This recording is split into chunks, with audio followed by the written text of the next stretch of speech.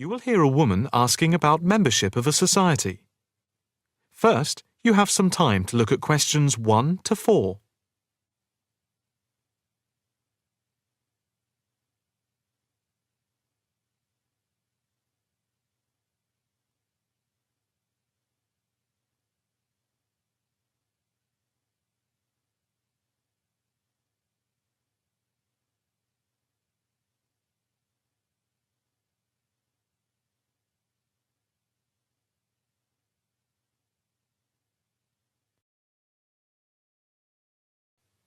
Now the test will begin.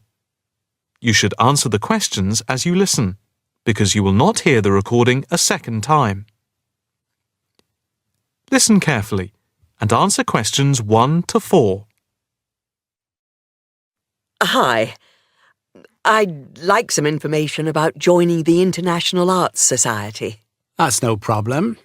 What exactly can I help you with? First of all, I'd like to know about the membership fee. Well, there are 2 types of membership. Can you tell me what they are? First, there is lifetime membership, which means that you can have access to all the facilities at the Society itself and all exhibitions. Plus, you can have discounts to various events at affiliated arts organisations here and abroad. And on top of that, you can use the lifetime members' room. How much is that type of membership? Well, the lifetime membership fee is £1,537. OK. It's rather a lot to pay in one go. What about the other membership? The ordinary membership, that's £193 per year. That sounds a bit more reasonable. What does that entitle you to? You can visit the Society, including the exhibitions, the library, and follow the arts programmes on weekdays during the opening times from 10 a.m. to 9 p.m. and at the weekend between 10 a.m. and 5 p.m. On Saturday, if there's a special event like a lecture or restricted showing of an exhibition, then it opens until 9 p.m. So, what is the difference between this and the lifetime membership? In the long run, you save money as you're making a one-off payment, and you have exclusive use of the lifetime members' room. OK. What arts programmes do you run? Well, the Society has a very extensive programme to cater for all tastes. There's a series of exhibition rooms for the permanent collection of paintings, watercolours and sculpture. And then there's a new exhibition area which opened at the beginning of the year. And we run a series of courses and lectures to go with the exhibitions. Can I ask about the lectures? What is scheduled for this year? The latest list is in this leaflet. Oh, yes. That looks very good. Are all the exhibitions, etc., free if I join? Yes, everything is free. That's fair enough. I think in that case I'll join. Before you hear the rest of the conversation, you have some time to look at questions 5 to 10.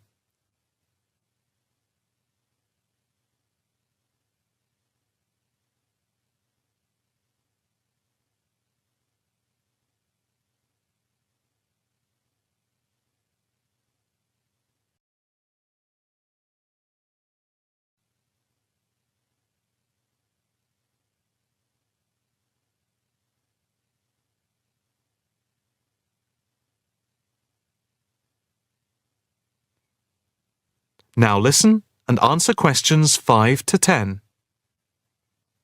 I just need to take your name, address and telephone number. First, your name. Margaret Rochester. I take it that's Rochester? Yes, that's it. And the address? It's 55 Stone Avenue. OK. Avenue. And the postcode? Let's see. It's MA7 4PQ. And a daytime telephone number? Can I give you my work number? Yeah, that's fine. It's 0207 895 2220 and the extension is 6633. Can I pay by credit card? Yes, of course. Do you want to pay for the full year at one time or by monthly instalments? You pay £4 extra a month if you pay by instalments. OK. I think I'll pay by monthly instalments. Right. If you just complete this form, then we can set up the monthly payments. OK. If you just put your PIN number in the machine, I can deduct the first month's payment. Right. That's gone through. Here's your card. I now just need to take your photograph over here, and then I can put it on your membership card. OK. That's it. I'll just print out your membership card. Right, here you are. Thank you. By the way, can I bring any friends to the Society exhibitions and lectures? With the ordinary membership, we can issue a day pass once a fortnight, which allows you to bring a friend in. But you have to accompany them. Thank you. Can I go in now? Yes. You just swipe your card here. That is the end of section 1. You now have half a minute to check your answers.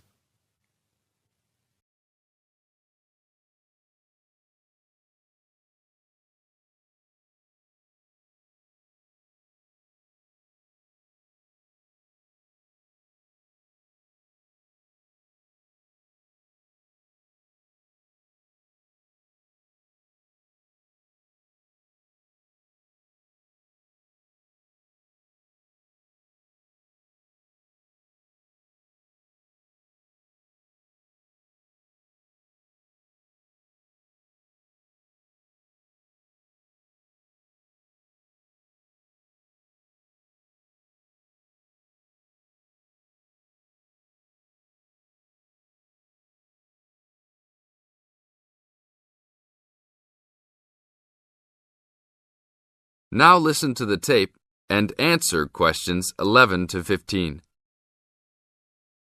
Welcome to Orientation Week. Today I am here with the captain of our school's women's gymnastics team. Her name is Elizabeth Rain, and she is a fourth-year student. I hope you can all see her as an example of a responsible student and athlete, a role model for everyone. Hi, Elizabeth. Thank you for stopping by our Orientation Week. Thank you for having me. Welcome to our university, everyone. If there are any of you thinking about joining our school's athletic program, I would strongly encourage you to do it. Being a part of the gymnastics team has been one of my best experiences during my time at this school. It has taught me so much about teamwork and friendship, and has even taught me how to improve my academics by prioritizing my time.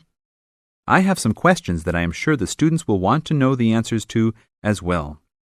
First of all, how did you find the time to do well in classes as well as train for gymnastics? Prioritizing is the key. You must be very organized. Every day I wake up and I know what I must do for the day. I plan things in order of importance.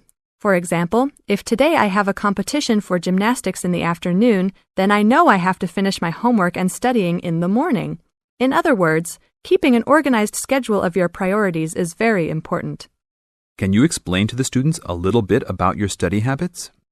Well, I usually try to take classes that I'm interested in. This way, I have no excuse not to study because I chose the classes out of my own preference.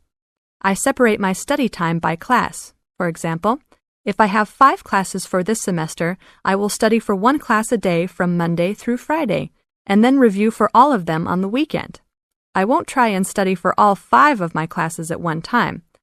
It is too hard to do that, to remember everything and not feel like you are going crazy. It is very important to focus the time that you set aside for studying. I do not study with the television on. I try to keep away from all distractions, because I find that I learn better that way. But of course, how each individual will study depends on each person. Now look at questions 16 to 20.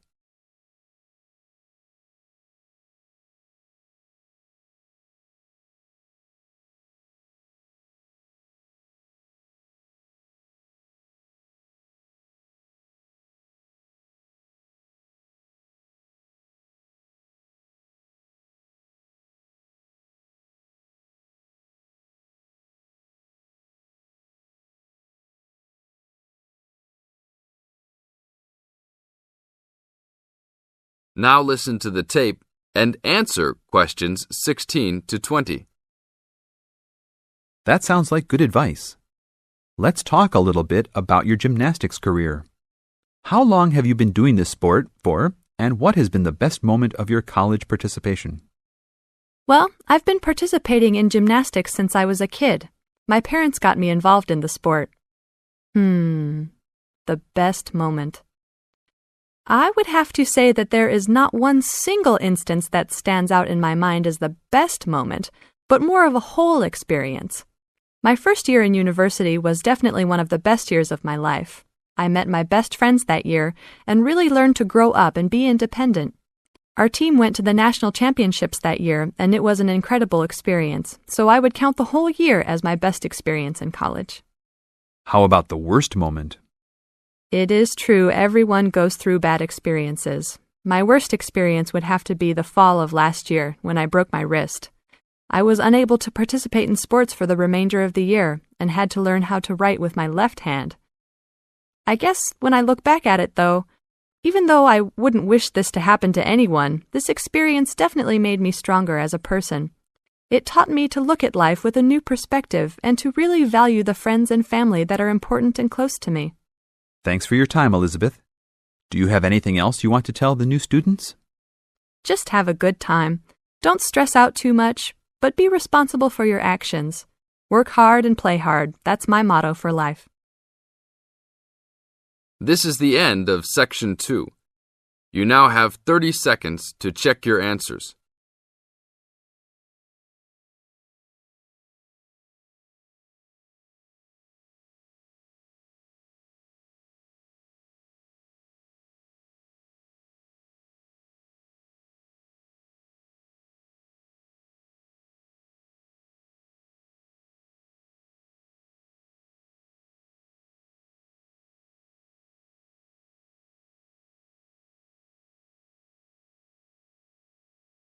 Now turn to Section 3.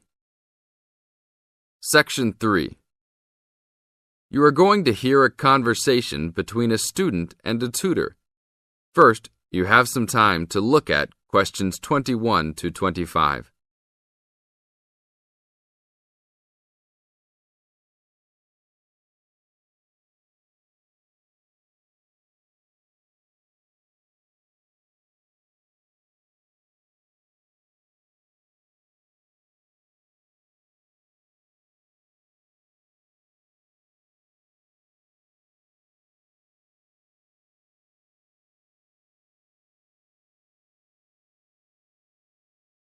Now listen to the tape and answer questions 21 to 25.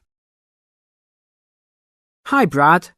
I was wondering if you have time to answer some of my questions about my upcoming test. Sure, no problem, Jeff. What is it that you're having problems on? Well, it's for my English final. We have to prepare a 5-minute speech to present in front of the whole class, including the professor. So I'm a little bit worried.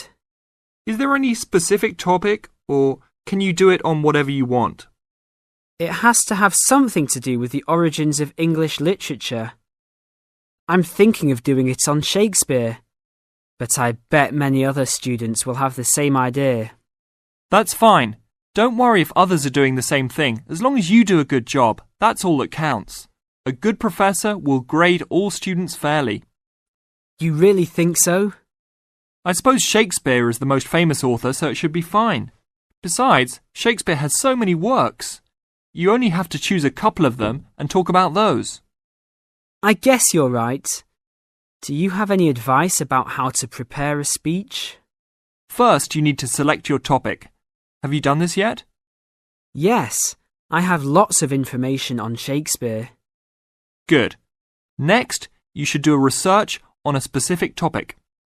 Do you have a deadline for which to turn in your speech topic? The deadline is next Tuesday. So you should have a detailed outline of what you will say by then. Do not just turn in a piece of paper saying Shakespeare on it.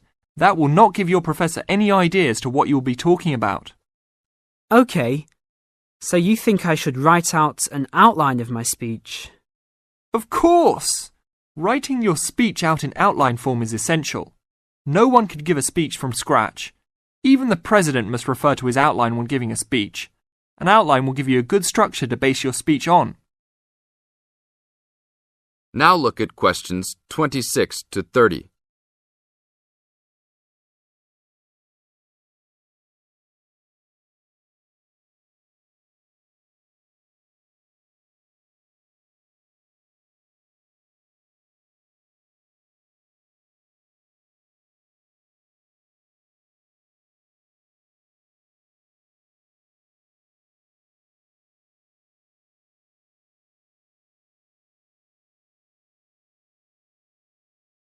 Now listen to the tape and answer questions 26 to 30. That's true. I was thinking that I would do an outline last, after I figured everything out. But I think your idea is better. What should I do after I have an outline prepared? You should then write the speech out, word for word, what you're going to say. This is so you'll have a firm idea of what you will say. It doesn't mean that the speech you will give will be exactly the same, but at least you have a fairly good idea what the final product will be. At this point, I can read it over for you if you want. Really? That would be great. I would appreciate that so much. No problem. Once you write it out, the next step is to practice giving the speech. At first, you can do it in front of the mirror, so you can see your expressions in your presentation. After that, you should practice giving your speech to some friends. I can listen to it for you too. That's a great idea. I really owe you a big favour then. Sure, you can do my Latin homework for me. Just kidding. Seriously, don't worry about it. I can help you with anything you need. So when is the speech due? Well, the speech topic is due next Tuesday. The speech itself will be due next Friday. I can help you any time you want because I have no tests this next week. Besides, I'm an English major and Shakespeare is one of my favourite authors, so helping you out will be no big deal. Thanks so much. Well, I'm going to the library to get started on all this. I'll call you tomorrow. See you tomorrow then. This is the end of section 3. You now have 30 seconds to check your answers.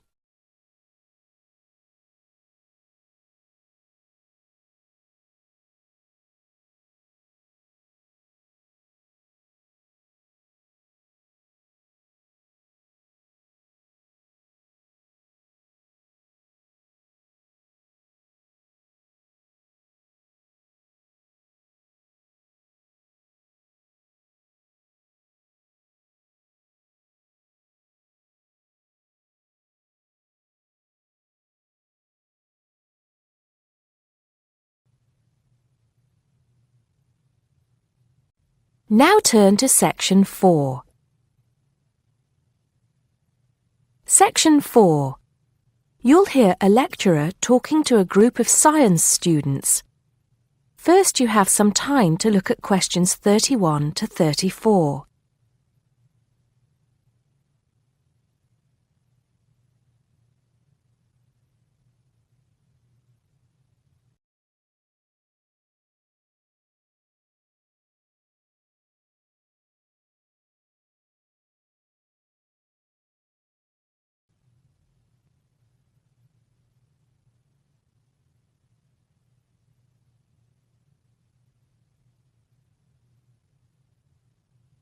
Now listen carefully and answer questions 31 to 34.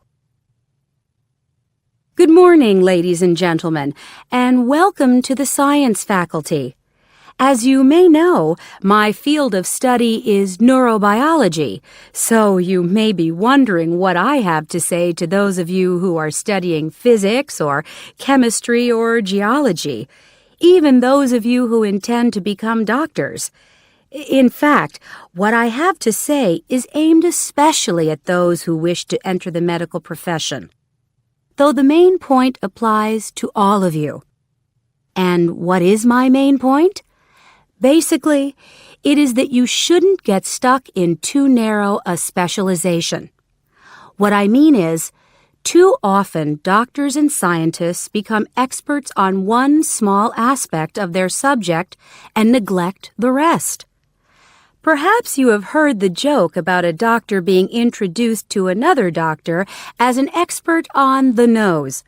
"Oh, yes," said the other doctor. "Which nostril?" I know that more and more it is necessary to specialize, because when you finish your studies, you have to find a place in the job market. But I do believe that it is damaging both to you personally and to the profession. You may be surprised to know how many physicians in the past were men of wide culture. Many were interested in the humanities, from the arts to literature to philosophy. A surprising number of them, from Rabelais to William Carlos Williams, became poets, novelists, and playwrights. Men of science have written clearly and intelligently about society, psychology, and politics. This tradition is not dead. Today, such eminent scientists as Stephen Jay Gould, Jared Diamond, and Richard Dawkins are well known as popularizers of science while maintaining high standards. But more of them in a minute. I'm not saying that while you are studying anatomy, you should sign up for a course in English literature, but reading a few works of fiction in your own time will show you the human mind, just as your anatomy classes show you the human body. Science faculties and medical schools, it seems to me, now largely ignore this human dimension. Furthermore, the study of medicine, and psychology for that matter, is largely about what has gone wrong with the body and the mind. That is, it mostly deals with the abnormal. Before you hear the rest of the talk, you have some time to look at questions 35 to 40.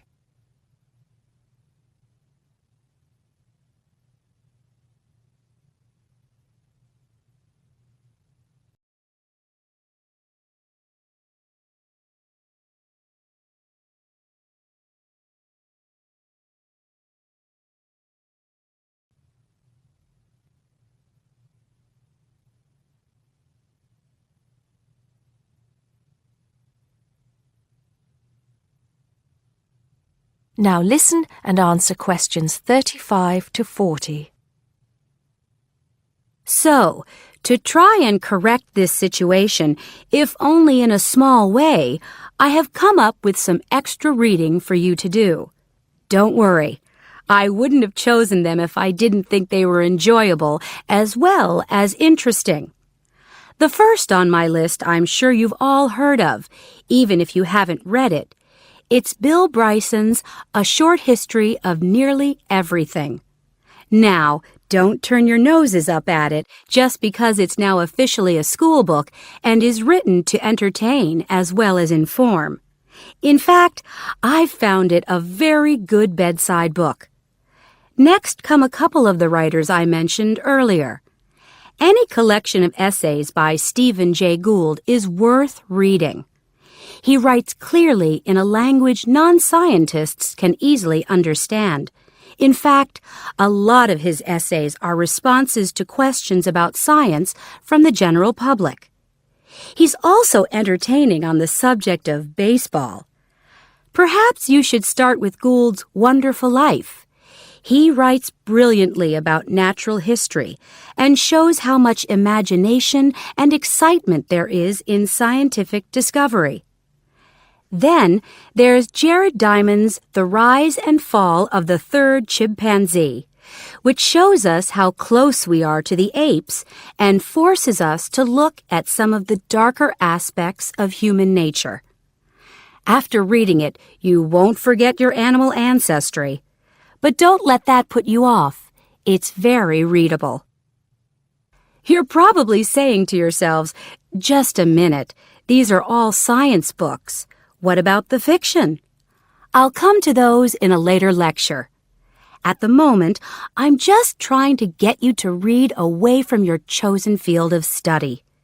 However, I will recommend one work of fiction now, though it might come as a bit of a surprise. If it does, it means you haven't read it. The book is The Water Babies by Charles Kingsley. I can see I have surprised you. Well, it is in fact the first fictional response to Charles Darwin's On the Origin of Species. Yes, it is a children's book, but full of surreal fantasy and wit. The fifth book on the list is a biography, The Emperor of Scent by Chandler Burr. To my mind, it's not particularly well written, but it is a fascinating story. It is about Luca Turin, a biophysicist who becomes an expert on perfume, and about how he missed getting the Nobel Prize. If any of you are thinking of a career in scientific research, this book might make you think again. It's a very tough dog-eat-dog business, which brings us to the book that inspired Kingsley's Water Babies, that classic of the genre, Charles Darwin's On the Origin of Species. If you haven't read it already, perhaps you shouldn't be here. If you have, it won't hurt to read it again. Or if you prefer, read his The Voyage of the Beagle, which, as well as being of interest to any natural historian or anyone interested in scientific method, also makes a great travel book.